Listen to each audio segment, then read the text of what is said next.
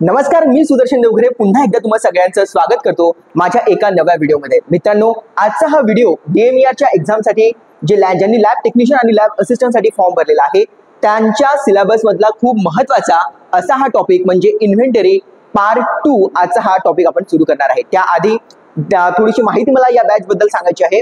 मित्रांनो, आपण DMER 2025 च्या लॅब टेक्निशियन आणि लॅब असिस्टंट या पोस्टसाठी बॅच सुरू केलेली आहे आणि या बॅच मध्ये काय वैशिष्ट्य आहे तर या आरोग्य विभागासाठी आणि जिल्हा परिषद मध्ये 2024 मध्ये या बॅच मधून 100 पेक्षा जास्त मुलांचं सिलेक्शन झालेलं आहे आणि ही बॅच रेकॉर्डेड फॉर्म मध्ये असल्यामुळे या आधी झालेले सर्व व्हिडिओ जे आहे ते देखील तुम्हाला पाहायला मिळणार आहे। त्या नोट्स सगळ्या तुम्हाला मिळणार आहे आणि जे काही नोट्स असणार आहे, डाऊट क्लिअरिंग असणार आहे ते माझ्या पर्सनल व्हॉट्सअप ग्रुप मी बनवलेला आहे। ज्या लोकांनी बॅच जॉईन केलेली आहे त्यांच्यासाठी तो व्हॉट्सअप ग्रुप आहे, त्यामध्ये नोट्स टाकले जातात, डाऊट क्लिअरिंग केलं जातं, MCQ सेशन जे आहे व्हॉट्सअप पोल फॉर्म मध्ये ते देखील घेतले जातात। अशा सर्व गोष्टी आहे आणि 2023 च्या पेपरचं अनालिसिस देखील मी करतो आहे। म्हणजे मी काय करतो आहे, प्रत्येक टॉपिक माझा कंप्लीट झाला की मी 2023 च्या पेपर मध्ये तुम्हाला घेऊन जातो आहे। सो माझे जितके टॉपिक आतापर्यंत झाले आहे त्या सर्वांचं 2023 च्या पेपरनुसार अनालिसिस मी केलेला आहे। इन्व्हेंटरी कंट्रोलचा हा पार्ट 2 आहे। यानंतर 2023 च्या पेपरमध्ये या टॉपिकवर काय विचारलं होतं त्याचं देखील अनालिसिस मागचा पार्ट माझा येणार आहे। सो सिलेबस नुसार पूर्ण ही आपली बॅच असणार आहे। अशा पद्धतीनं बरेच लोक तुम्ही माझा युट्यूबला व्हिडिओ बघत आहे, बऱ्याच लोकांना ते आवडतही आहे। तरी माझी सर्वांना म्हणणं आहे की तुम्ही एकदा जे चॅनलवर तुम्ही या युट्यूब चॅनलला माझं जे लेक्चर सध्या बघत आहे त्या चॅनलला सायन्स विथ सुदर्शन असं त्याचं नाव आहे, त्याला एकदा तुम्ही क्लिक करा। त्याच्यामध्ये जे काही प्लेलिस्ट आहे तिथे DMER नावाचा एक मी सेक्शन तयार केलेला आहे। तिथे या आधी देखील टाकलेले काही डेमो व्हिडिओज तुम्हाला तिथे अवेलेबल आहे। तर काही डेमो व्हिडिओज मी टाकलेले आहेत, ते व्हिडिओ तुम्ही बघून घ्या। हा व्हिडिओ देखील तुमच्या समोर आहे। हे व्हिडिओ जर तुम्हाला आवडत असतील तर DMER मधल्या लॅब टेक्निशियन लॅब असिस्टंटच्या टेक्निकल बॅच साठी तुम्ही बॅच माझ्याकडे जॉईन करू शकता। तुमच्यापैकी बरेच लोक हे व्हिडिओ बघत आहेत, त्यांना ते आवडत आहे, पण ते बॅच जॉईन करू की करू नये यातच तुमचा घोळ सुरू आहे। पण मित्रांनो, माझं एक म्हणणं आहे, तुम्ही माझे एकदा डेमो व्हिडिओ बघा। त्या डेमो व्हिडिओ मध्ये अभ्यास करत असताना तुम्हाला 1-2 पॉईंट जरी असं वाटत असेल की तुमच्या अभ्यासापेक्षा बाहेरचं मी काहीतरी सांगतो आहे तर ही बॅच तुमच्यासाठी आहे।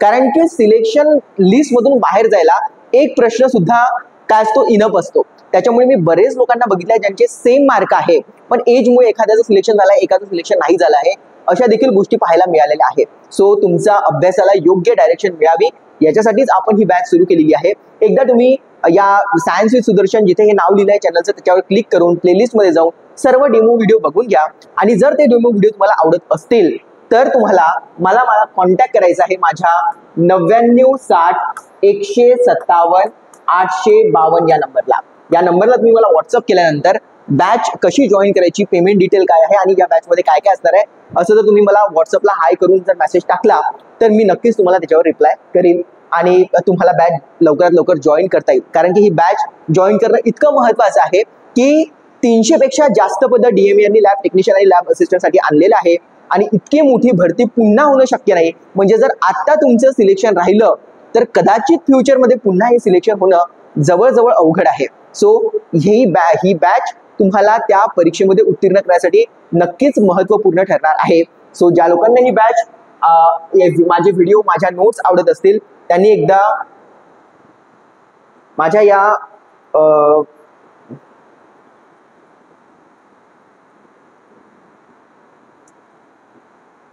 नंबरला मला व्हॉट्सअप करू शकता 9960-157-852 आणि माझा जर व्हिडिओ आवडत असेल तर नक्की एकदा व्हिडिओला लाईक करा, शेअर करा आणि सबस्क्राईब करा आणि तुमच्या मित्रांपर्यंत मैत्रिणींपर्यंत ज्यांनी या एक्झामचा फॉर्म भरलेला आहे त्यांच्यापर्यंत हा व्हिडिओ नक्की पोहोचवा। सो मित्रांनो, जाऊया आजच्या आपल्या टॉपिककडे, इन्व्हेंटरी पार्ट 2 आणि हा टॉपिक खूप जास्त महत्त्वाचा आहे। याच्या या टॉपिकच्या नोट्स मी माझ्या हँड रिटन नोट्स काढलेल्या आहेत। इन्व्हेंटरीच्या पार्ट 1 मध्ये मी सांगितलं होतं की सर्वात चांगली इन्व्हेंटरी कोण मेंटेन करू शकते तर आपली आई मेंटेन करू शकते। कारण की कधीच आपल्या घरी दळणाचं शॉर्टेज जात नाही। इन्व्हेंटरी म्हणजे काय, आपल्या घरी असलेलं जे काही सर्व सामान आहे त्याची व्यवस्थित मॅनेजमेंट करणं। म्हणजे तुम्हाला माहिती आहे, आपल्या आईला माहिती आहे जर रविवारी आपल्या इथं दळण संपणार आहे तर आपली आई सोमवारपासूनच कामाला लागून जाते। ते गहू पाखडणं असो की मग ते दळायला पाठवणं असो, तिथून ते दळण आपल्या घरी योग्य वेळेत पोहोचणं असो, इतरही गोष्टी आईला बरोबर माहिती असतात की कोणती गोष्ट केव्हा संपणार आहे, कोणत्या गोष्टीची गरज आहे. तर आपल्या घरी कधीच गोष्टी खूप एक्सेस मध्ये आहे किंवा एकदम शॉर्टेज पडलेलं आहे असं क्वचित होतं, पण सहसा अशी गोष्ट आपली आई पडूच देत नाही. ही जे इन्व्हेंटरी मॅनेजमेंट आहे ही खूप चांगल्या पद्धतीने आपली आई करते. याबद्दल माहिती, याबद्दलचे काही महत्त्वाचे पॉइंट्स आपण पार्ट 1 मध्ये बघितलेले आहेत आणि आता आपण पार्ट 2 मध्ये आहे. याच्यामध्ये काही महत्त्वाचे कन्सेप्ट देखील आपल्याला बघायचे आहेत. सो मित्रांनो, जाऊया इन्व्हेंटरी कंट्रोलचा हा पार्ट 2 आहे. बघा, याच्यामध्ये सर्वात महत्त्वाचा एक कन्सेप्ट आहे, त्याला म्हणतात लीड टाइम. आता लीड टाइम म्हणजे काय होतो तुम्ही बघा, तुम्ही Amazon वरून एखादी गोष्ट जर तुम्हाला बोलवायची असेल तर तुम्ही आज ऑर्डर प्लेस करणार. तुम्ही पहिले विचार करणार की तुम्हाला एखादी गोष्ट, तुम्हाला हेडफोन समजा हवे असतील तर तुम्ही पहिले विचार कराल, तुम्ही सर्च कराल त्याच्यामध्ये कोणत्या प्रकारचे हेडफोन आपल्याला घ्यायचे आहेत, ते आपल्या बजेटमध्ये आहे का. 10 प्रकारच्या कंपन्या तुम्ही बघणार, त्याच्यामधला कोणता हेडफोन तुमच्या कामाचा आहे हे तुम्ही बघणार आणि त्याच्यानंतर तुम्ही ऑर्डर प्लेस करणार.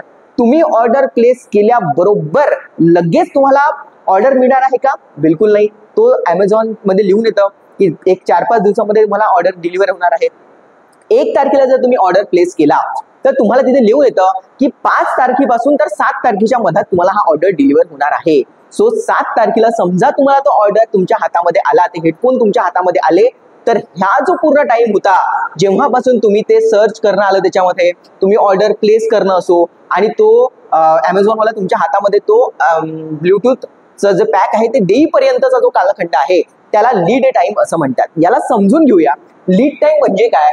तर लीड टाइम म्हणजे ऑर्डर डिलिव्हर डेट. म्हणजे आज तुम्हाला त्या Amazon वाल्याने हातात तुमच्या काय दिलेलं आहे, ते ब्लूटूथचं पॅक दिलेलं आहे, तेव्हापासून तर ऑर्डर रिक्वेस्ट तुम्ही केली होती तेव्हापासून, ज्या दिवशी तुम्ही ऑर्डर प्लेस केली तेव्हापासून तर तुमच्या हातामध्ये तो ऑर्डर हातामध्ये आल्यापर्यंतचा जो कालखंड आहे त्याला लीड टाइम असं म्हणतात. आता ह्या सगळ्या गोष्टी ज्या आहेत त्या आपल्या लॅबमध्ये पण लागू पडतात. जसं की तुम्हाला वाटतंय की डेंग्यूची किटची आज अवेलेबिलिटी आहे, तर तुम्ही तुमच्या जिथून तुम्ही सर्व सामान घेता त्याला पहिले तुम्ही तुमची चेकलिस्ट पाहणार की किती डेंग्यूच्या किट तुमच्याकडे आहे. हे तुमचं इंटरनल असेसमेंट आहे.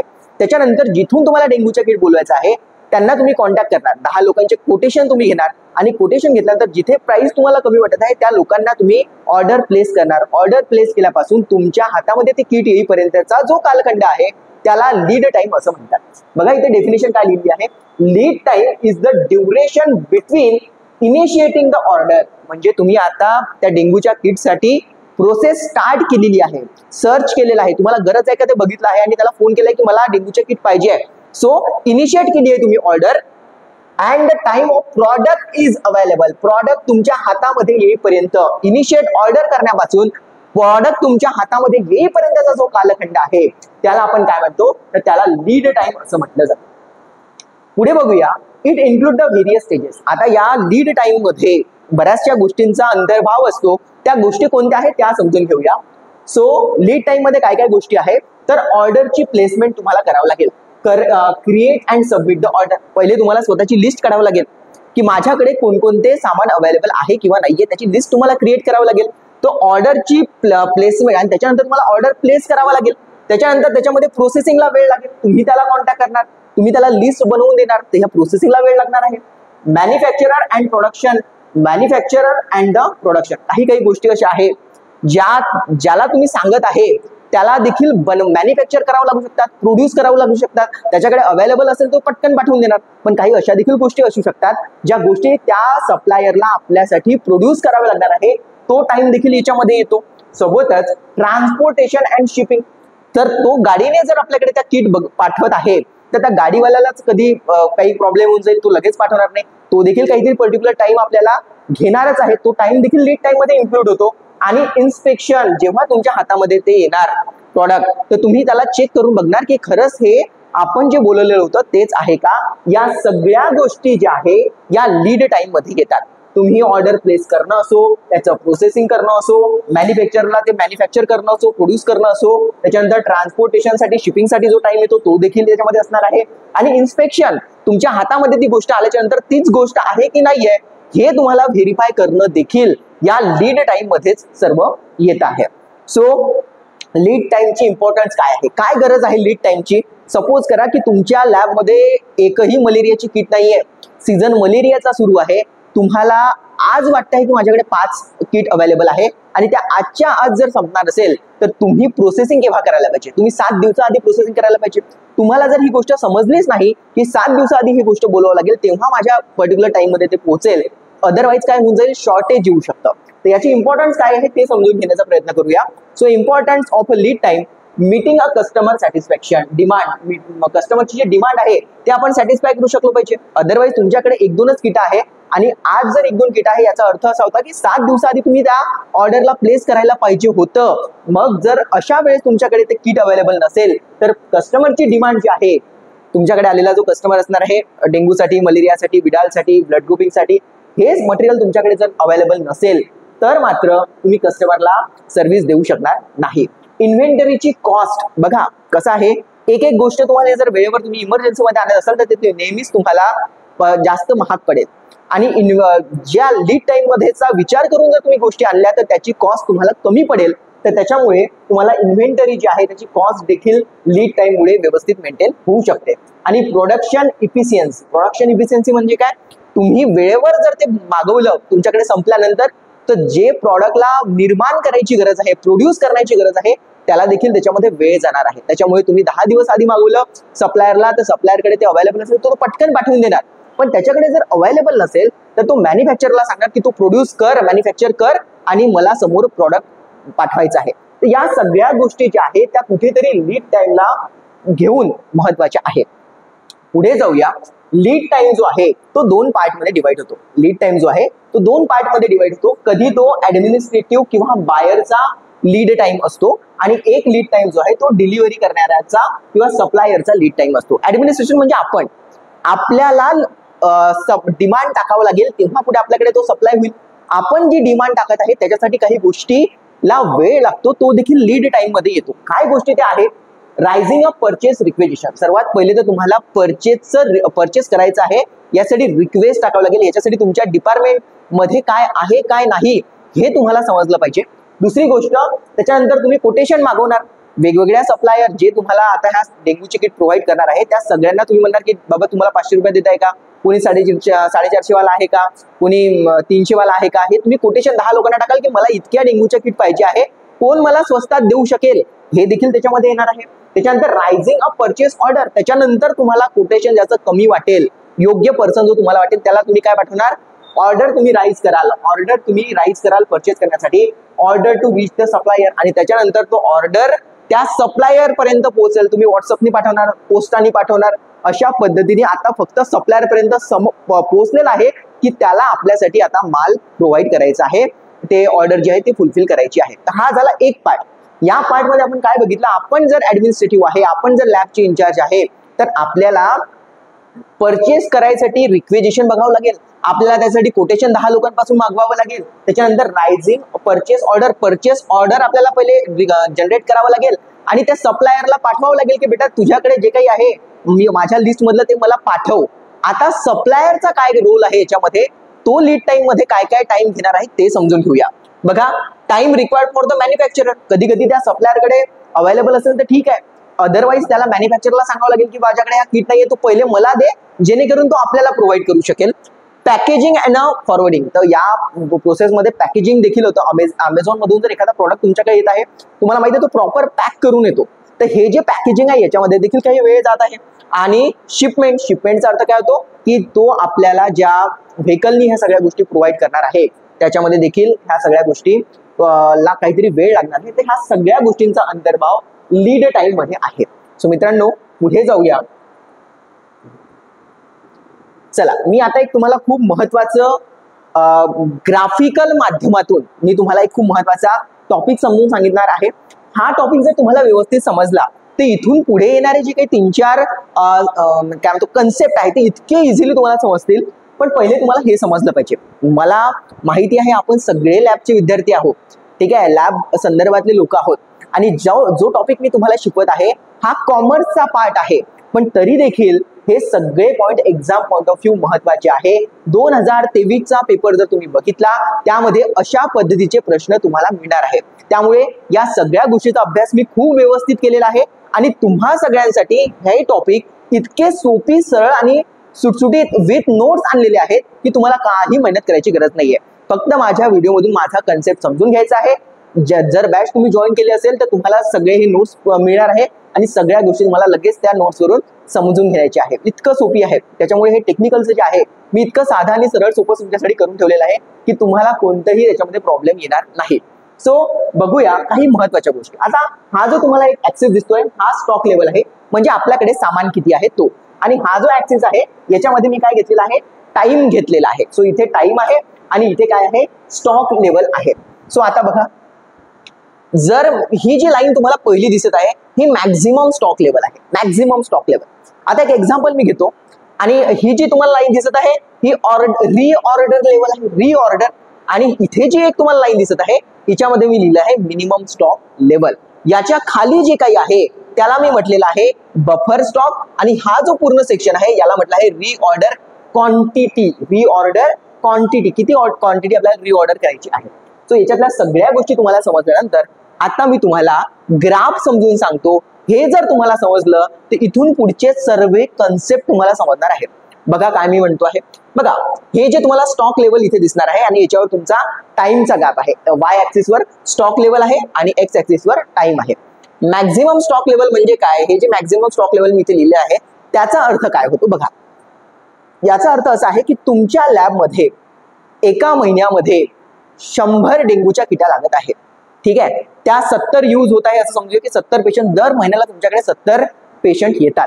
मग तुम्ही बोलवताना एक लिमिट ठरवून घ्याल की या 100 पेक्षा डेंग्यूच्या किटा माझ्या लॅबमध्ये लागत नाही, त्याच्यामुळे 100 पेक्षा जास्त मी किट डेंग्यूच्या कधीच बोलवणार नाही, कारण की माझा पैसे त्याच्यामध्ये खर्च होणार आहे. होऊ शकते त्या एक्सपायरी जातील, जर मला लागल्या नाही युजलेस होऊन जातील. त्याच्यामुळे एक मॅक्झिमम लिमिट आपण ठरवून टाकतो. जसं आपल्या घरी आपले बाबा जर शेंगदाणे आणायचे असेल तर त्यांना माहिती आहे की शेंगदाणे पावसाळ्याच्या दिवसामध्ये खराब होऊ शकतात. आपल्या घरी एका महिन्याला अर्धा 1 किलो शेंगदाणे लागणार, तर बाबांनी ठरवून ठेवलेलं आहे की 1 किलोपेक्षा किंवा 2 किलोपेक्षा जास्त शेंगदाणे ते आणणार नाही. असं होणारच नाही की तुमच्या घरी 10 किलो शेंगदाणे येऊन गेले आणि तुमच्या घरी अर्धा किलो शेंगदाणे लागत आहे. तर मॅक्झिमम लिमिट ठरवलेली आहे आपल्या बाबांनी की यार 1 किलो किंवा 2 किलो पर्यंत शेंगदाणे आपल्याला आणायचे आहे. त्याच्यापेक्षा जास्त जर शेंगदाणे आपण आणत आहे तर ते पैसे देखील वेस्ट जातील आणि सोबत तुमचे जे शेंगदाणे आणले आहेत ते देखील खराब होऊन जातील.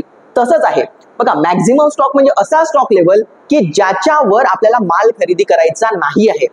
त्याच्यानंतर रीऑर्डर लेवल, बघा इथे मॅक्झिमम स्टॉक आहे. समजा इथून तुम्ही एवढा स्टॉक 100 डेंग्यूच्या किट तुम्ही बोलवले आहे असं आपण सपोज करूया की 100 डेंग्यूच्या किट तुम्हाला लागत आहे, तेवढा त्याच्यापेक्षा जास्त तुम्ही खरेदी करणार नाही. मग होते काय ते बघा, जसा जसा टाइम समोर जात आहे, जसा जसा टाइम समोर जात आहे तसं तसं तुमचे ते कधी 10 किटा गेल्या, 90 किटा उरलेल्या आहे. मग अजून पुन्हा यूज झाल्या किट तुमच्या 80 किटा उरलेल्या आहेत, 70 किट उरल्या आणि एका पॉइंटला तुमच्या किट कमी झाल्या की लगेच तुम्हाला सांगते की आता आपल्याकडे 50च किट उरलेले आहे आणि आता मला रिक्विजिशन टाकणं गरजेचं आहे. म्हणून तुम्ही काय करता, रीऑर्डर करता की यार माझ्याकडे 100 किट होत्या, त्यातल्या 50 किट आतापर्यंत यूज झालेला आहे आणि आता मला त्या किट ज्या आहे त्या पुन्हा रीऑर्डर करावा लागेल.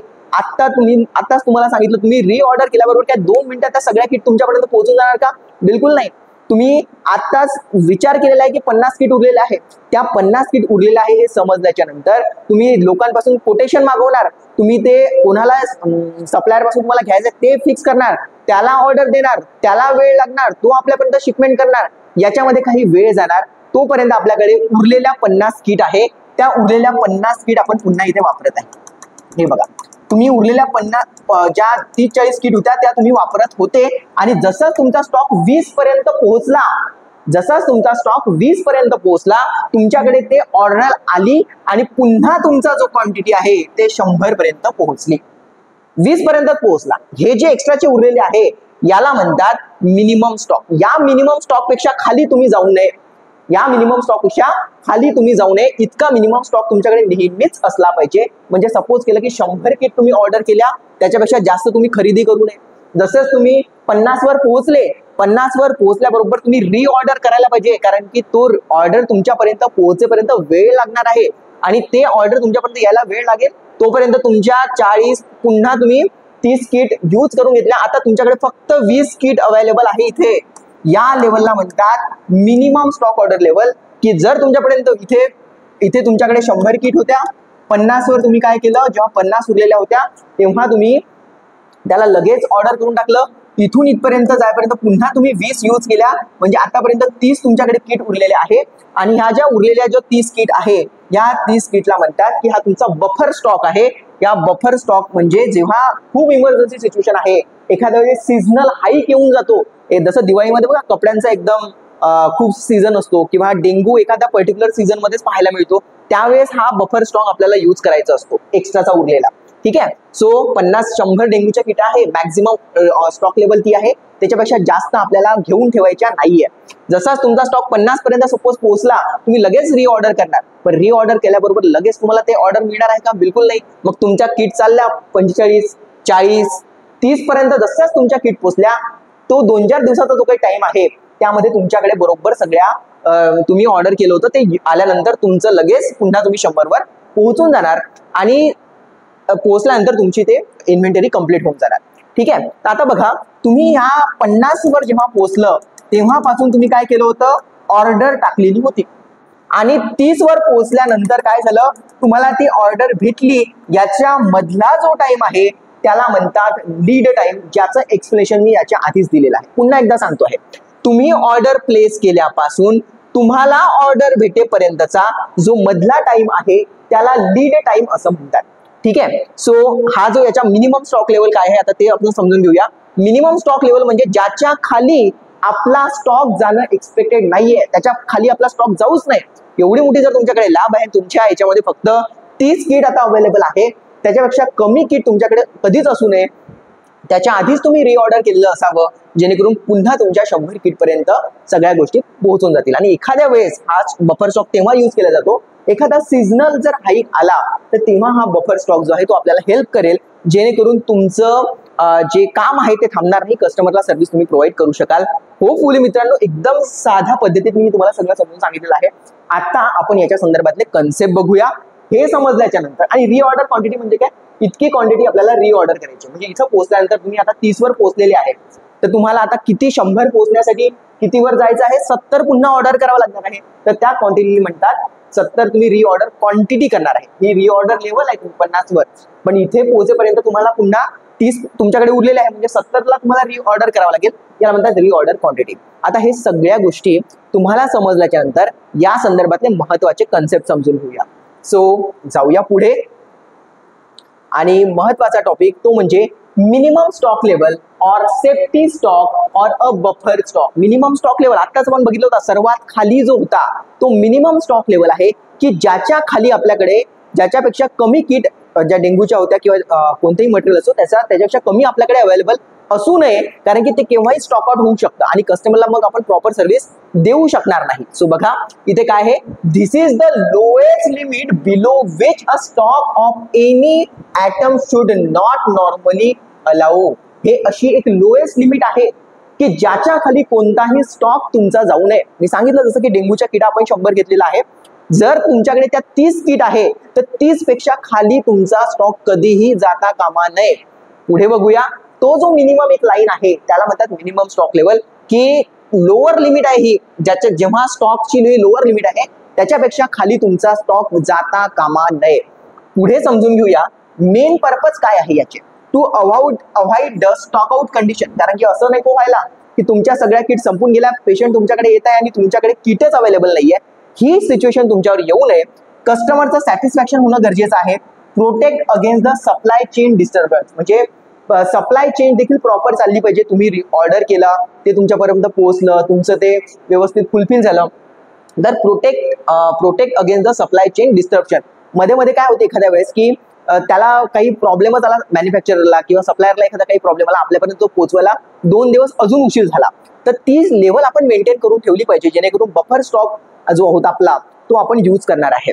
So facilitate a smooth operation. तर आपले ऑपरेशन सगळे व्यवस्थित चालले पाहिजे, आपले कामकाज व्यवस्थित चालावं, स्टॉकआउटची कंडिशन येऊ नये, कस्टमर आपल्यापासून डिससॅटिस्फाय होऊ नये, या सगळ्यांसाठी हे मिनिमम स्टॉक लेवल मेंटेन करणं खूप जास्त गरजेचं आहे. आता या मिनिमम स्टॉक ऑर्डरसाठी एक फॉर्म्युला आहे. या आधीच मी ग्रुपमध्ये एक 4-5 दिवसाच्या आधी हे सर्व फॉर्म्युले टाकलेले आहे. आता हे मी समजून सांगत आहे जेणेकरून तुम्हाला हे समजा मिनिमम स्टॉक ऑर्डर लेवल म्हणजे काय हे जर तुम्हाला काढायचं असेल तर रिऑर्डर लेवल माहिती आहे, मधातली reorder level minus average uses. तुम्ही ऍव्हरेज कन्झम्पशन किती करताय रोज तुम्हाला 10 किट लागत आहे का, हे तुमचं ऍव्हरेज कन्झम्पशन झालं दिवसाचं.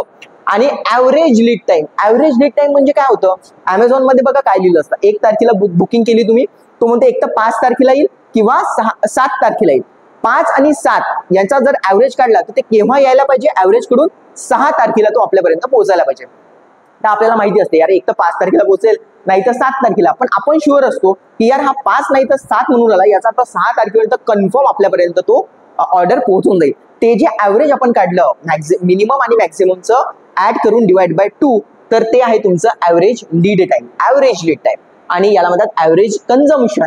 यांचा प्रॉडक्ट जो आपण रिऑर्डर मधून जर मायनस केला तर आपल्याला मिनिमम स्टॉक लेवल मिळतात.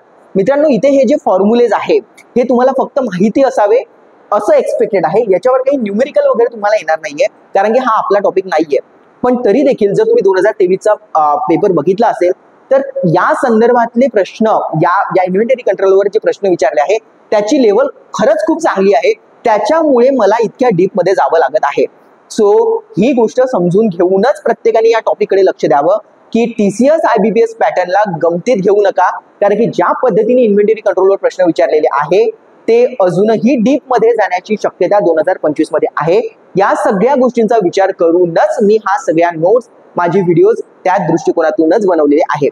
सो जाऊया पुढे आणि समजून घेऊया आपला नेक्स्ट टॉपिक, आणि तो आहे मॅक्झिमम स्टॉक लेवल. मी सांगितलं होतं 100 आपल्या किट आहे, त्याच्यापेक्षा जास्त खरेदी करायच्या नाही. तर बघा आता, so maximum stock level represent the upper limit beyond which a quantity of any item is not normally allowed.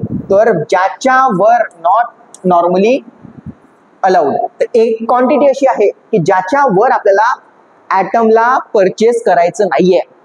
एक पर्टिक्युलर लिमिट, जसं मी सांगितलं तुमच्या महिन्याभरात 70 किट जर यूज होत आहे, तुम्ही 100 बोलून ठेवा, पण 100च्या वर जर तुम्ही बोलवत आहे तर ते वेस्टेज ऑफ युअर मनी आहे, कारण की त्याच्यापेक्षा जास्त तुम्हाला लागणार नाही. जर तुम्ही त्याच्यावर ऑर्डर करताय तर ठेवण्याचा प्रश्न, जो पार्ट 1 मध्ये मी सांगितला होता, स्टोरेजचा देखील प्रश्न येऊ शकतो. दुसरी महत्वाची गोष्ट, तुमचा पैसा त्याच्यामध्ये गुंतून राहतो आणि तितकं जर यूज झालं नाही, एक्सपायरी वगैरे ह्या सगळ्या गोष्टी त्याच्यामध्ये असतात, ते देखील प्रॉब्लेम क्रिएट करू शकतात. सो पुढे जाऊया. तर हे maximum order stock level represent upper limit, ही वरची लिमिट आहे सर्वात, त्याच्यापेक्षा जास्त आपल्याला बोलवायचं नाहीये कोणतं सामान. हे कशावर डिपेंड आहे, rate of consumption of a material. हे कसं ठरणार की तुमच्या लॅबमधून किती पटापट ह्या सगळ्या गोष्टी यूज होत आहे, फास्ट यूज होत आहे, त्याच्यावर तुमचं रेट ऑफ कन्झम्पशनवर ह्या सगळ्या गोष्टी मॅक्झिमम लिमिट तुम्ही ठरवणार. स्टोरेज स्पेस आहे का, कधी कधी तुमचं कन्झम्पशन चांगलं असेल, तुमच्याकडे चांगले भरपूर पेशंट येत आहे, पण तुमच्यासाठी ते सगळं मटेरियल ठेवायला जागाच नाहीये, तरी देखील तुमची मॅक्झिमम लेवल, जरी तुम्हाला 100 किट लागत असेल, जागाच तुमच्याकडे असेल, तुम्ही 70च बोलवणार. त्याच्यामुळे स्टोरेजवर देखील ही गोष्ट डिपेंड करते. सो स्टोरेजवर डिपेंड करते. Amount of capital needed and available, पैसा, कारण की ह्या सगळ्या गोष्टी जर तुम्हाला बोलवायचं आहे मटेरियल, तर कॅपिटल म्हणजे पैसा तुम्हाला लागणार आहे, तो तुमच्याकडे अवेलेबल किती आहे याच्यावर देखील तुम्ही मॅक्झिमम स्टॉक किती बोलवणार हे त्याच्यावर डिपेंड असते. त्याच्यानंतर नेचर ऑफ द मटेरियल, काही मटेरियल आहे का एकदम उन्हामध्ये राहिले, खूप वेळ राहिले तर ते खराब होऊन जातात. मग आपण कधीच अशा गोष्टी वारंवार बोलवलं त्या परवडते, पण त्या खराब झालेल्या परवडत नाही. एक्झाम्पल सांगतो, तुम्ही एक छोटंसं एक्झाम्पल सांगतो म्हणजे त्यातून तुम्हाला लक्षात येईल. बोर्मिटाचं एक छोटंसं पॅक असते, ते जर तुम्ही आणलं, यूज केलं आणि तर ते ठीक आहे, पण तुम्ही जर मोठं पॅक आणलं तर त्याचे गडे बनून जातात. मग कंपॅरेटिव्ह जर विचार केला तर बोर्मिटाचं छोटं पॅक आणलं तर ते प्रॉपर आपण यूज करतो आणि ते संपून पण जाते, पण मोठा पॅक जर आपण यूज केलं वारंवार, जर त्याला मॉइश्चर त्यांनी पकडलं, त्याचे गडे बनून जाणार, ते युजलेस होऊन जाणार. त्याच्यामुळे नेचर ऑफ मटेरियल कसं आहे, काही मटेरियल जे आहे ते व्होलाटाईल असतात, ते उडून जातात, काही असे असतात जे एक्सप्लोजिव्ह असू शकतात लॅबमध्ये, काही केमिकल. तर या सगळ्या गोष्टींचा विचार करून देखील आपण काही गोष्टी बोलवत असतो. तर पुढे बघूया मार्केटचा ट्रेंड काय आहे, मार्केटमध्ये काय चालू आहे, याच्यानुसार देखील आपल्याला गोष्टी बोलवाव्या लागतात. मार्केटचा ट्रेंड खूप भयंकर असतो. तुम्ही गजनी तेरे नाम पिक्चर बघितला तर सगळे पोरं आपले असे तेरे नाम कट करून, मास्तर दनान जोडपायचे शाळेमध्ये पोरं, गजनी पिक्चर आला होता, पोरांनी असं कट मारून सगळे. मार्केटचा ट्रेंड, कटिंगवाले बरोबर तशा पद्धतीचं कटिंग करून देत होते. मार्केटचा ट्रेंड ओळखता आला पाहिजे. जसं आपल्या लॅबच्या संदर्भात जर बघितलं तर डेंग्यूचा एक पर्टिक्युलर काळ असतो, पावसाळ्यामध्ये हा किंवा बऱ्याच सगळ्या जे डिसीज आहे त्याची हाईक जी आहे ते आपल्याला पावसाळ्यामध्ये पाहायला मिळते. त्यावेळेस लॅबच्या कन्झ्युम करणारे जे सगळे मटेरियल आहे ते फुलफिल करता आले पाहिजे, ते त्या पीकवर असतात. त्याच्यामुळे सगळ्या गोष्टी तुम्हाला जास्त प्रमाणात लागणार आहे. तर मार्केटचा ट्रेंड सगळीकडे जर डेंग्यू दिसत आहे तर तुमच्या लॅबमध्ये डेंग्यू नाहीये आणि तुम्ही टायफॉइड घेऊन आले तर त्यात काही लॉजिक नाही. मार्केटचा ट्रेंड ओळखता आला पाहिजे. गव्हर्नमेंटचं रेस्ट्रिक्शन काही गोष्टी ज्या आहेत त्या लॅबमध्ये जरी पकडल्या तर काही ऍसिड वगैरे घेत असताना रेस्ट्रिक्शन्स असतात की किती ऍसिड आपण गव्हर्नमेंटनी देता यावं. तर या संदर्भात देखील बऱ्याच गव्हर्नमेंटचे रेग्युलेशन्स आहे. ऍसिड स्ट्रॉंग ऍसिड संदर्भात काही रेग्युलेशन्स आहेत. तर ते विकत घेत असताना या गोष्टींचा देखील विचार होतो. आणि risk involve due to the fire आणि डिटोरिएशन. डिटोरिएशन म्हणजे काय, खराब होणं किंवा फायर संदर्भातली एखादी गोष्ट आहे का, त्या असं काही मटेरियल आहे का जे पटकन आग पकडू शकते. तर या सगळ्या गोष्टींचा विचार देखील आपण मॅक्झिमम ऑर्डर जेव्हा प्लेस करतो तेव्हा विचार केला जातो. लीड टाइम तर मी तुम्हाला आधीच सांगितलं आहे. जर एखादी गोष्ट लगेच तुम्हाला 10 मिनिटात मिळत आहे, विचार करा अमेझॉनवर असं काहीतरी मध्ये मी ऐकलं होतं की तुम्ही आज रात्री ऑर्डर प्लेस करा, उद्या सकाळपर्यंत तुमच्या घरी. कस्टमर किती सॅटिस्फाय आहे. जर अशा काही गोष्टी असतील की आता तुम्ही एका तासामध्ये ऑर्डर प्लेस केला, 2 घंट्यामध्ये तुम्हाला जर तो ऑर्डर मिळत असेल तर अशा वेळेस मॅक्झिमम स्टॉक लेवल वगैरे मेंटेन करायची गरज पण नाहीये. ठीक आहे, खूप कमी त्याला मेंटेन करावं लागेल. 70 लागेल तर मग 70च आणणार आपण किंवा 80च आणणार, 100 आणण्याची गरज नाहीये.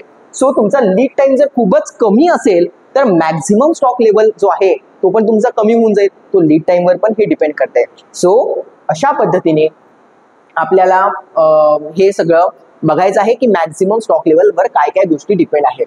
पुढे आपण बघूया it prevent the over stocking.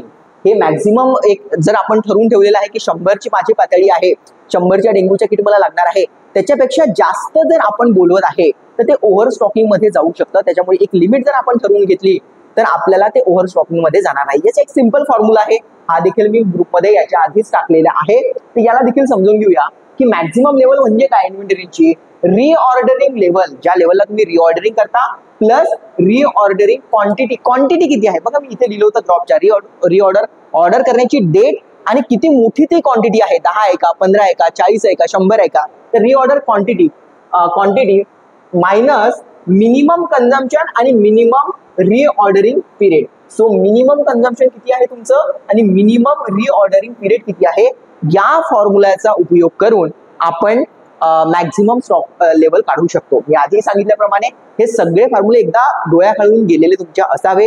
यावर न्यूमेरिकल येईल का, तर बिलकुल येणार नाही. पण या संदर्भातला एखादा फॉर्म्युल्यावर बेस प्रश्न नक्कीच येऊ शकतो. सो पुढे जाऊया.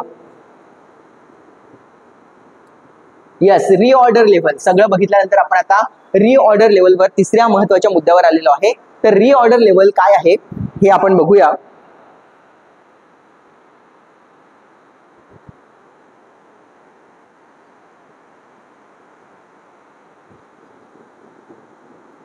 सो रिऑर्डर लेवल म्हणजे काय त्याला समजून घेऊया. बघा, when the stock of the inventory reaches at that point the process for the purchase, ज्या वेळेस अशा तुमचा स्टॉक अशा लेवलवर पोहोचतो जेव्हा तुम्हाला परचेस करण्यासाठी प्रोसेस करायची आहे, विकत घेण्यासाठी प्रोसेस स्टार्ट करायची आहे, त्याला म्हणतात रिऑर्डर लेवल. त्याला म्हणतात रिऑर्डर लेवल. एका लेवलला म्हणजे हा असा पॉइंट असतो जेव्हा तुम्ही प्रोसेस करता परचेसिंगसाठी मटेरियलच्या, त्या प्रोसेसला म्हणतात reordering level. Reordering level is a fix between the minimum and the maximum stock. तुमच्याकडचा मिनिमम स्टॉक आणि मॅक्झिमम स्टॉक याच्यामध्ये कुठेतरी तुम्हाला रिऑर्डरिंग पॉइंट काढायचा असतो. त्याच्यानंतर बघा, this record level is a slightly more than minimum stock lead to the guarded protect against. म्हणजे काय आहे, जो मिनिमम स्टॉक आहे त्याच्यापेक्षा बऱ्यापैकी चांगल्या पॉईंटवर तुम्ही काय असलं पाहिजे, तुमचा रिऑर्डरिंग पॉईंट असला पाहिजे, जेणेकरून कमतरता भासणार नाही कोणत्याही गोष्टीची. बरं, याला पुढे समजून घेऊया की कशा पासून हा जो रिऑर्डर पॉईंट आहे आपल्याला प्रोटेक्ट करतो. तर पहिली गोष्ट आहे abnormal use of a item. एखाद्या गोष्टीचं कुठे आपल्याला त्याला यूज आहे त्याच्यानुसार आपल्याला त्याला रिऑर्डर करायचं आहे. आणि दुसरी ॲबनॉर्मल डिले इन सप्लाय, कारण की जेव्हा आपल्याला सप्लायर एखादी गोष्ट पाठवतोय त्याला वेळ देखील होऊ शकतो. अशा वेळी आपल्याला प्रॉपर वेळी रिऑर्डर जर आपण केलं तर सप्लाय आपल्याला पटकन होऊन जाईल. So it is important for, हे कशासाठी महत्वाचं आहे तर हा जो रिऑर्डर पॉइंट आहे हा prevent the stock out stockout condition होऊ देणार नाही. प्रॉपर वेळेस तुम्ही रिऑर्डर टाकलं, तुमच्यापर्यंत सामान वेळेच्या आधी पोहोचेल, स्टॉकआउट होणार नाही. ऑप्टिमाइज द इन्व्हेंटरी, म्हणजे तुमची इन्व्हेंटरी प्रॉपर मेंटेन राहील. त्याच्यानंतर reduce the carrying cost. Carrying cost म्हणजे काय असते, तुम्ही एक एक सामान बोलवाल तर त्या प्रत्येकासाठी जो काही ट्रान्सपोर्टचा खर्च असेल तो वाढेल. तुम्ही एका पर्टिक्युलर टाइमला सगळे सामान जर रिऑर्डर करून मागवले, रिऑर्डर पॉइंटला मागवले, तर तुम्हाला कॉस्ट जी आहे ती देखील कमी लागणार आहे. So reduce the carrying cost, improve the customer services. याच्यामध्ये कस्टमर सर्व्हिस, कारण की रिऑर्डर प्रॉपर केलं तर प्रॉपर वेळेत तुम्हाला ते सगळं मिळणार आहे आणि त्याच्यामुळे तुम्हाला कस्टमरच्या सर्व्हिस देखील तुम्ही प्रॉपर वेळेत देऊ शकणार आहे. So reorder level, minimum consumption during the period आणि मॅक्झिमम रिऑर्डर पिरियड. सो बघा काय म्हटलं, रिऑर्डर लेवल म्हणजे काय, तर याचा formula minimum consumption during the period, minimum consumption into maximum reorder period. Maximum reorder period म्हणजे काय, मी मगाशी सांगितलं, अमेझॉन सांगतोय आपल्याला 5 तारखे आणि 7 तारखेच्या मधात येऊ शकते, तर मॅक्झिमम रिऑर्डर पिरियड कोणता आहे, मग तो 7 तारीख आहे. सो मॅक्झिमम रिऑर्डर पिरियड आहे. तर किती वेळा तुम्ही तो रिऑर्डर करत आहे त्याच्यावर तो मॅक्झिमम तो पिरियड आणि minimum consumption during the period, या फॉर्म्युल्याच्या बेसवर तुम्हाला रिऑर्डर लेवल काढता येईल.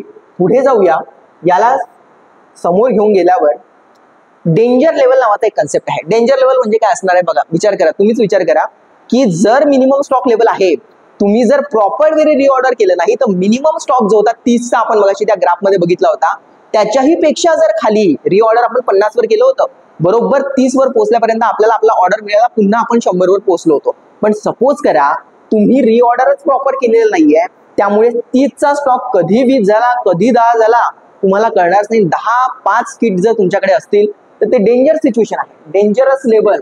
It is a generally below the minimum stock level. Below, त्या ग्राफ मध्ये मी 30ची लिमिट ठेवली होती, एक्झाम्पल साठी मी ते सगळं घेतलं होतं. 30ची जर ती लिमिट असेल आणि त्याच्या खाली जर तुमचा स्टॉक गेलेला असेल तर त्याला म्हणतात generally below the minimum stock level. Normally stock level should never be allowed to fall below the minimum level. Minimum लेवलच्या खाली अलाउ नाहीये, not allowed, never allowed. Minimum स्टॉकच्या खाली जाणं म्हणजे हे डेंजरस लेवलवर पोहोचणं, कोणत्याही इन्व्हेंटरीच्या दृष्टिकोनातून म्हणजे जाऊ नये असं त्यांचं म्हणणं आहे. Stock below the danger level, then जर गेलं तर मग काय होणार, काय केलं पाहिजे. जर आपण एका डेंजर लेवलच्या खाली गेलो तर अर्जंट आपण ऍक्शन घ्यायला पाहिजे. रिस्क ऑफ अ स्टॉकआउट, कारण की आपल्याकडे आता स्टॉकआउट वाली सिच्युएशन येऊ शकते, त्याच्यामुळे पटकन आपण त्याला बोलवलं पाहिजे. आणि इमर्जन्सी परचेस, मग अशा वेळेस विचार हा नाही करायचा की त्याची गाडी येईल आणि त्याची गाडी आल्यानंतर आपल्यापर्यंत पोहोचेल. तुम्ही स्वतः जा आपली गाडी घेऊन आणि पटकन तो सामान घेऊन या इमर्जन्सी मध्ये, जेणेकरून स्टॉकआउट कंडिशन तुमच्याकडे होणार नाही. सो पुढे जाऊया, डेंजरस लेवलचा एक सिंपल फॉर्म्युला आहे, average rate of consumption into emergency supply time. Emergency supply म्हणजे काय, तुम्ही स्वतःच गाडी घेऊन गेले तर तो टाइम काय होऊन जाईल, कमी होऊन जाईल. सो इमर्जन्सी सप्लाय टाइम आणि ऍव्हरेज रेट ऑफ कन्झम्पशन या फॉर्म्युल्यावरून तुम्ही काय काढणार आहे, डेंजरस लेवलमध्ये तुम्ही सर्व्हाइव्ह करू शकता. सो याच्यानंतर एक महत्वाचा कन्सेप्ट, त्याला म्हणतात economic order quantity. Economic order quantity म्हणजेच EOQ. This technique is used to find out the how much of the inventory is to be ordered. Economic order quantity म्हणजे काय, तर तुम्हाला किती ऑर्डर करायचं आहे.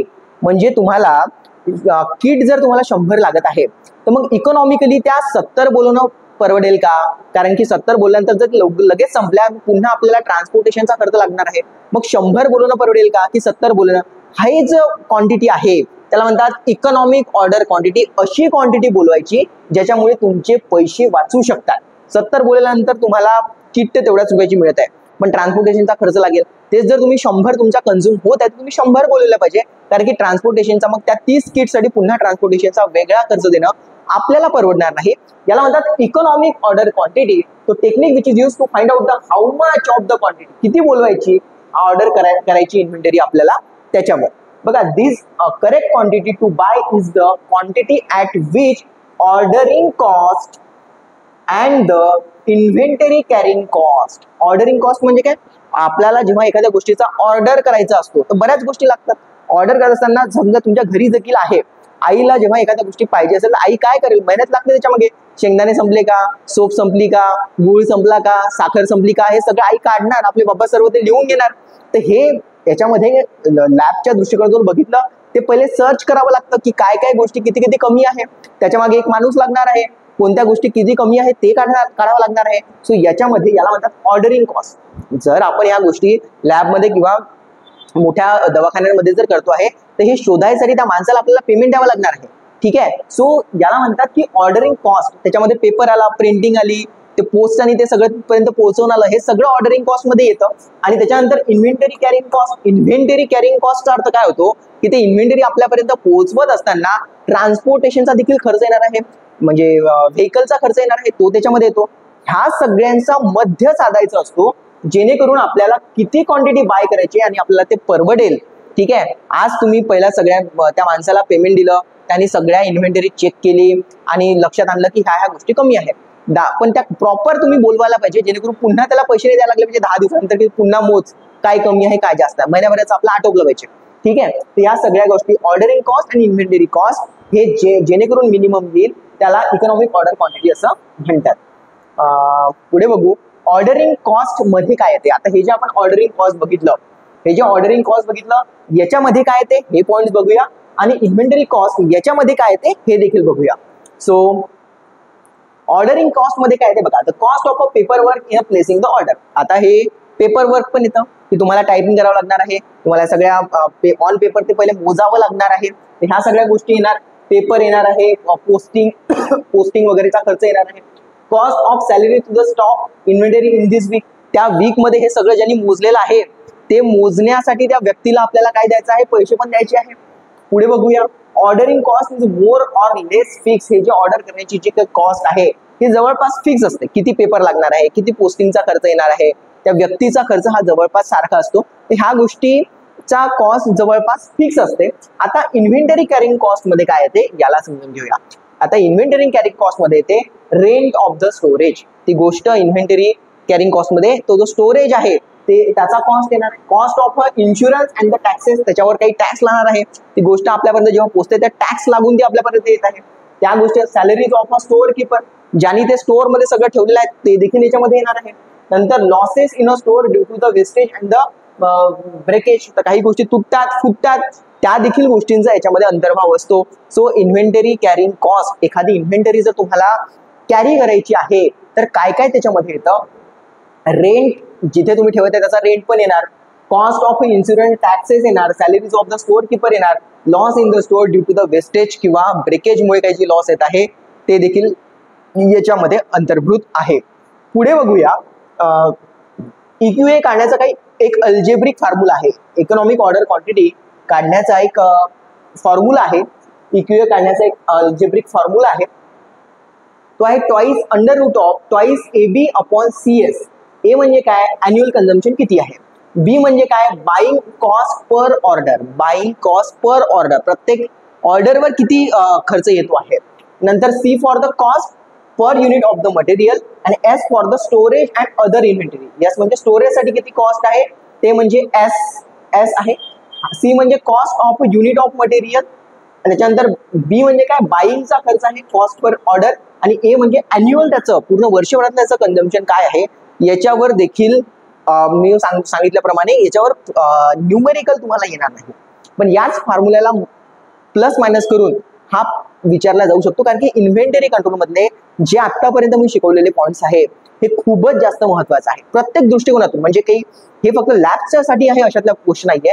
हा एक जनरल कॉमर्सचा टॉपिक आहे जो तुम्हाला लॅबला देखील लागू होतो, हा फार्मसीला देखील लागू होतो. फार्मसीच्या पुस्तकामध्ये हे टॉपिक शिकवले जातात, लॅबमध्ये असो तिथे देखील शिकवले जातात. कोणत्याही सेक्टरमध्ये हे लागू होणारे ही पद्धत आहे.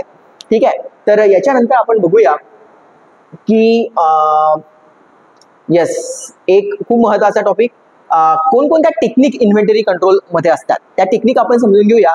की जसं आता सध्या तुम्हाला जे दिसत आहे ते आहे ABC टेक्निक.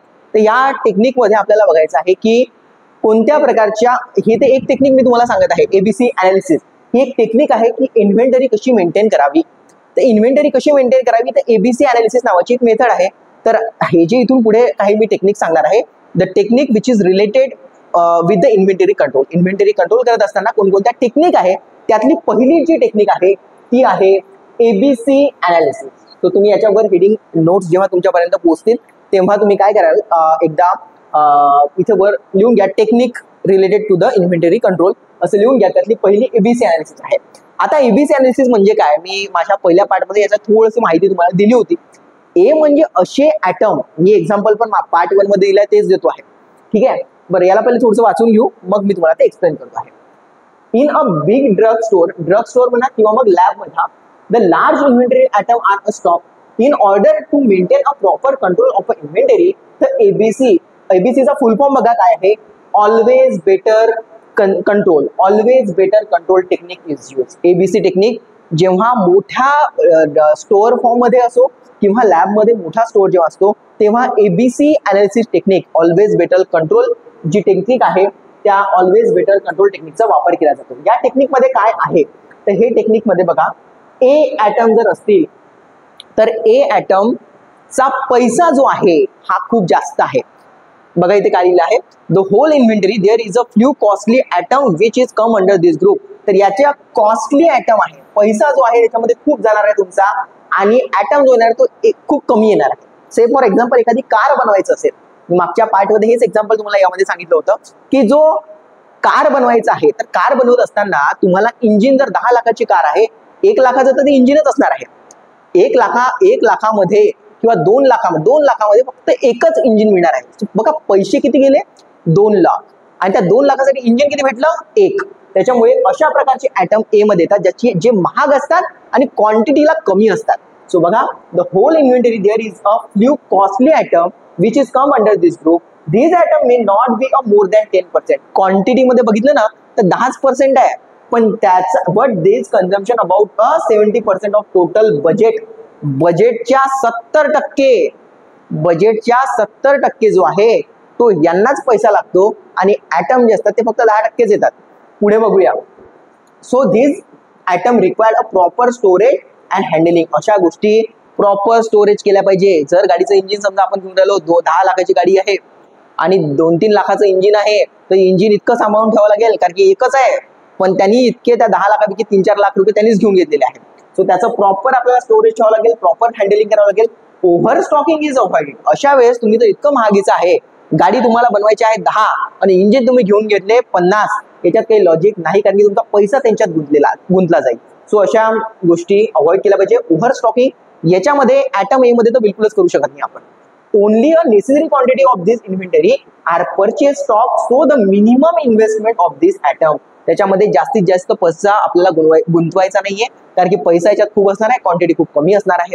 हा झाला ॲटम एबीसी मधला ए.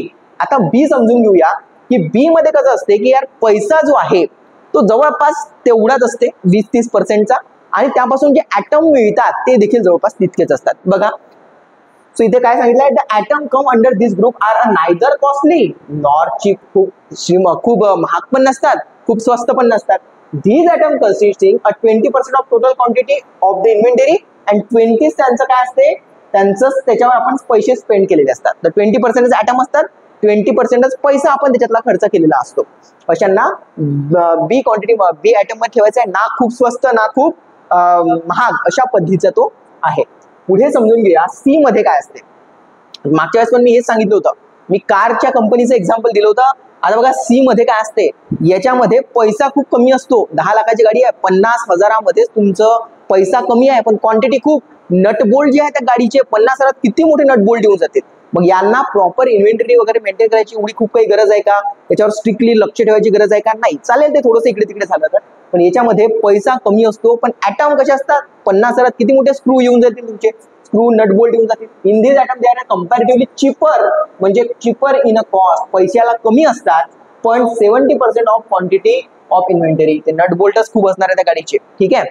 आणि 10% of the total expenditure of the, म्हणजे 10% आपण त्याच्यावर पैसा खर्च करत आहे. तर इथे काही त्याचं एक छान असं डिफरन्स बिटवीन दिलाय. ॲटम ए जो 10% कव्हर करतो ॲटम वाईज जर कन्सिडर केलं, हे 20% आणि हे 70% ॲटम वाईज. पण इथे बजेट जे आहे पैसा तो इथे 70% लागतो, इथे 20% लागतो, इथे 10% लागतो. It require a very strict control. म्हणजे स्ट्रिक्ट कंट्रोल म्हणजे काय, गाडीचं इंजिन 10-15 तुम्ही बोलू शकणार का, नाही. मी हे सगळं गाडीबद्दल सांगतो म्हणजे समजायला पटकन सोपी जाईल. पण सेम गोष्ट तुमच्या लॅबमध्ये पण आहे. म्हणजे असं नाही करता येणार की एखादी डेंग्यूची किट जी आहे जर तुम्हाला 400 किंवा 500 रुपयाला पडत आहे, तुम्ही त्याचं खूप कन्झम्पशन करणं पडणार नाही तुम्हाला. तेच जर UP तिकीट आहे, तुम्हाला जर ते 100-50 रुपयाला पडत आहे, 30 रुपयाला पडत आहे, त्याला तुम्ही ओव्हर कन्झ्युम केलं पण तरी चालेल. तर अशा पद्धतीचं ते इथे पण लागू होईल. तर मी ही गाडीचं उदाहरण यासाठी सांगतोय की समजायला ते पटकन समजेल.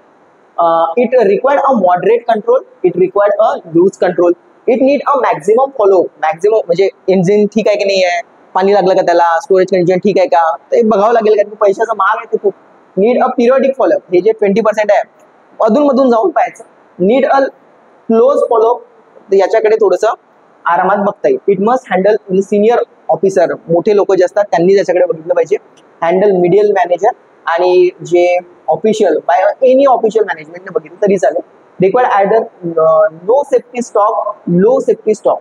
It required neither low safety, low safety. याच्यात काहीच स्टॉक मेंटेन करायची गरजच नाही तुम्हाला. याच्यामध्ये लो सेफ्टी स्टॉक तर असलाच पाहिजे, हाय सेफ्टी स्टॉक याच्यामध्ये असले पाहिजे तुम्हाला. अशा पद्धतीने ABC ऑलवेज बेटर कंट्रोल. याचे काही ऍडव्हान्टेजेस पण आहे याचे, तर हे ऍडव्हान्टेज आपण समजून घ्या. Investment in the inventory can be regulated and fund can be utilize in a best way. तुमचा पैशाचा मॅनेजमेंट, कोणाला जास्त पैसा द्यायचा आहे, कुठे कमी द्यायचा आहे, या ABC टेक्निकनी खूप मस्त प्रकारे कंट्रोल केलं जातं. There is a close and strict control on this item which represent the major portion of the stock value. So item नुसार आपण काय करतो आहे, मेजर पोर्शन कोणता घ्यायचा आणि मायनर पोर्शन कोणता घ्यायचा, ॲटम नुसार ते ठरणार आहे. It help to maintain the enough safety stock for the C category. C कॅटेगरीसाठी आपल्याला सेफ्टी स्टॉक मेंटेन करून ठेवावं लागणार आहे. कारण की सेफ्टी स्टॉक कशासाठी, कारण की हे जे स्क्रू नटबोल्ट आहे तर हे बरेच लागणार आहे, तर त्याची स्टॉक देखील आपल्याला चांगला मेंटेन करून ठेवावं लागेल. इंजिन काय एकदा आणलं ते आणलं. नंतर the scientific and selective control in the maintenance of the high stock turn over rate. It reduce the inventory carrying cost. याच्यामुळे काय होते, इन्व्हेंटरी कॅरिंग कॉस्ट, मी आताच सांगितलं माझ्या याच्या आधीच्या पॉईंटमध्ये इन्व्हेंटरी कॅरिंग कॉस्ट मध्ये काय काय येते. तर याच्यामुळे काय होतं, हे जर ABC अनालिसिस आपण केलं तर इन्व्हेंटरी कॅरिंग कॉस्ट जी आहे ती पण कमी लागते. अशा पद्धतीने हे ABC अनालिसिस आहे. याच्यानंतर नेक्स्ट एक टेक्निक आहे, त्या टेक्निकला म्हटलेलं आहे वेड. रितेश देशमुख जेनेलियावाला वेड नाहीये हा.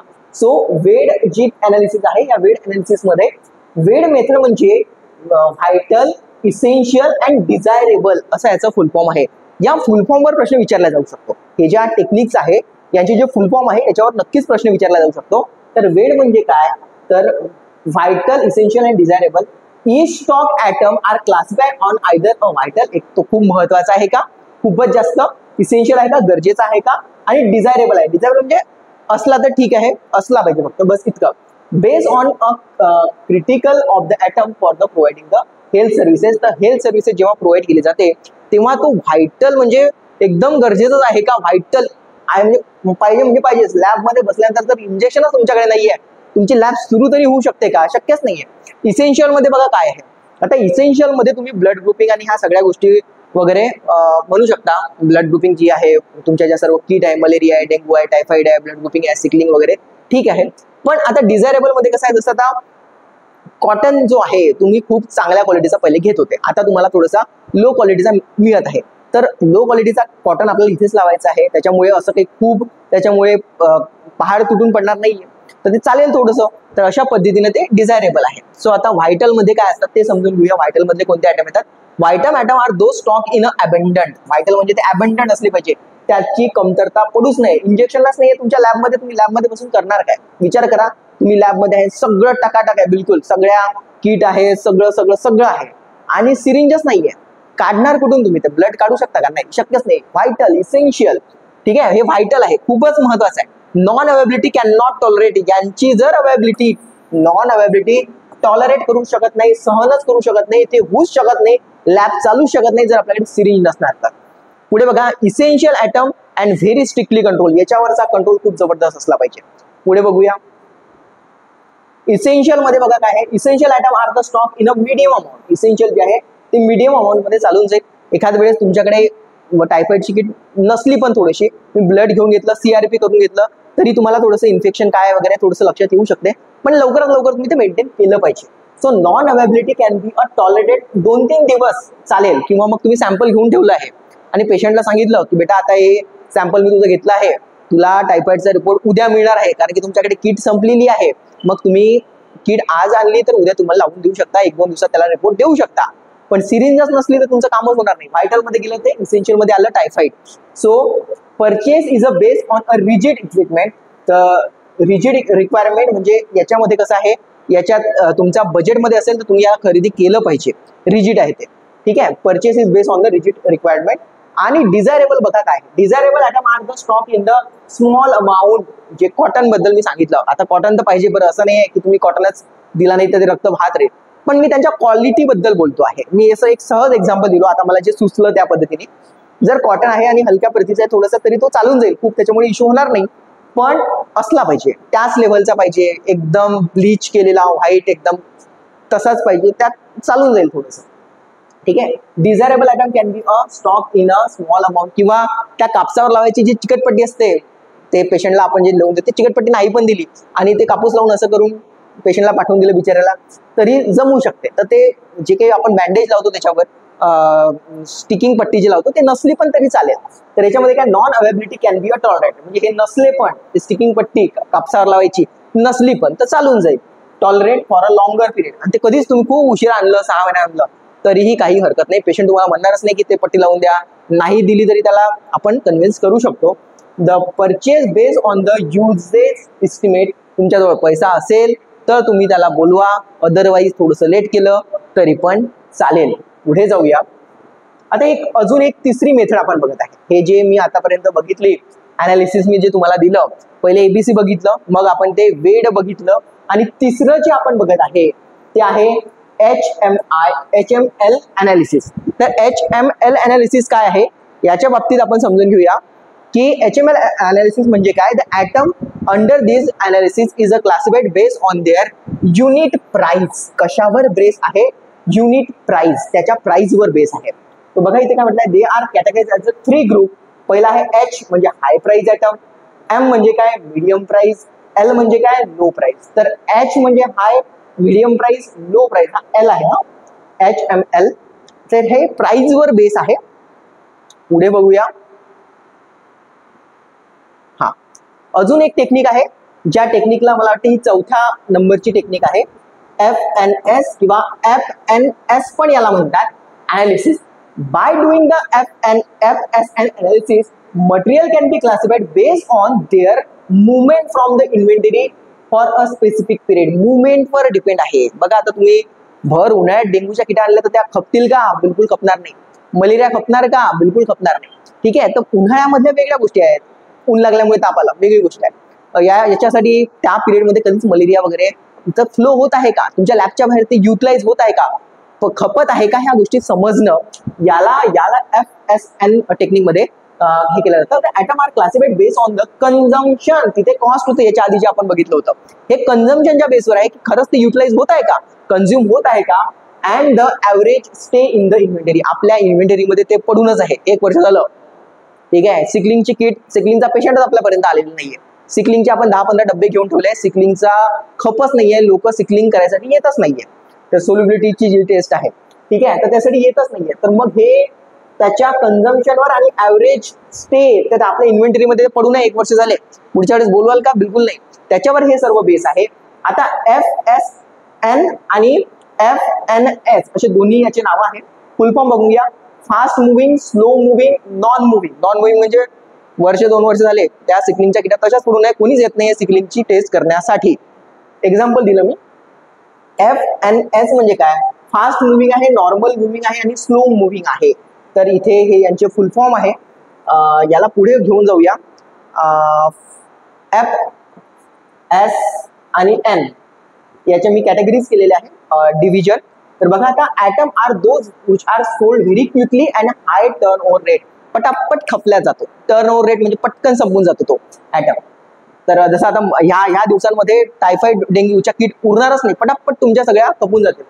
स्लो मुव्हिंग म्हणजे काय असतात, the item which are sold slowly and having a low turn over rate. यांचा एकदम स्लोली जातात. जसं ब्लड ग्रुपसाठी जेव्हा शाळा वगैरे सुरू होतात तेव्हा मुलं आपल्याकडे येतात, पण नॉर्मली ब्लड ग्रुपच्या ज्या किट आहेत त्या एकदम स्लोली जातात, ठीक आहे. आणि नंतर आपण बघितलं नॉन मुव्हिंग.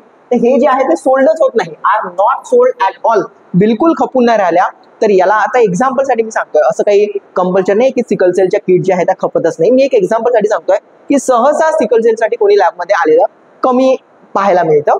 तर क्वचित जेव्हा ज्या प्रेग्नेंट वुमेन वगैरे असतात ते जर सोडल्या तर जनरल पब्लिक जे आहे सिकल सेलसाठी वगैरे एवढं अप्रोच करत नाही, असं माझं ऑब्झर्वेशन आहे. मे बी ते चुकीचं पण राहू शकतं. So this item are those which is not sold at all, म्हणजे बिलकुलच तुमच्या लॅबमधून खपतच नाहीये. तर ह्या सगळ्यांना आपल्याला याच्यामध्ये बघायचं आहे. सो मित्रांनो, होपफुली तुम्हाला माझं हे लेक्चर खूप आवडलं असेल तर प्लीज एकदा तुमच्या यूट्यूब चॅनलच्या कमेंटमध्ये माझ्या या चॅनलला लाईक करा, शेअर करा, सबस्क्राईब करा. आवडलं असेल तर कमेंट करा. आणि मी या यूट्यूब चॅनलच्या खाली एक लिंक टाकत आहे. जर तुम्हाला बॅच जॉईन करायची असेल तर त्या व्हॉट्सअप ग्रुपला तुम्ही जॉईन करू शकता. कधी कधी असं होतं की ती लिंक जी आहे त्याला जॉईन करता येत नाही, होत नाही ते टेक्निकली प्रॉपर काही इश्यू असल्यामुळे. त्याच्यामुळे तुम्ही माझ्या या नंबरला 99 60 157 852 या नंबरला मला व्हॉट्सअप करा. कमेंट सेक्शनमध्ये मी माझा नंबर टाकून देतो. जर तुम्हाला बॅच जॉईन करायची असेल, माझे व्हिडिओ आवडत असेल तर तुमच्या मित्रांपर्यंत, मैत्रिणींपर्यंत, सगळ्यांपर्यंत हा व्हिडिओ नक्की पोहोचवा. आणि तुम्हाला स्वतःला अजूनही जर तो विचार सुरू असेल बॅच लावावी की लावू नये, तुमचा अभ्यास सुरू जरी असेल, यापैकी एक जरी पॉईंट तुमचा मिस झाला असेल तर नक्की तुम्ही बॅच जॉईन करा. कारण की एका मार्काने सिलेक्शन गेलेले लोक मी पाहिलेले आहे. इतकी मोठी संधी हे नक्कीच तुम्ही गमावू नका. आणि जर व्हिडिओ आवडत असेल लाईक करा, शेअर करा, सबस्क्राईब करा. बॅच जॉईन करण्यासाठी या नंबरला व्हॉट्सअप करा.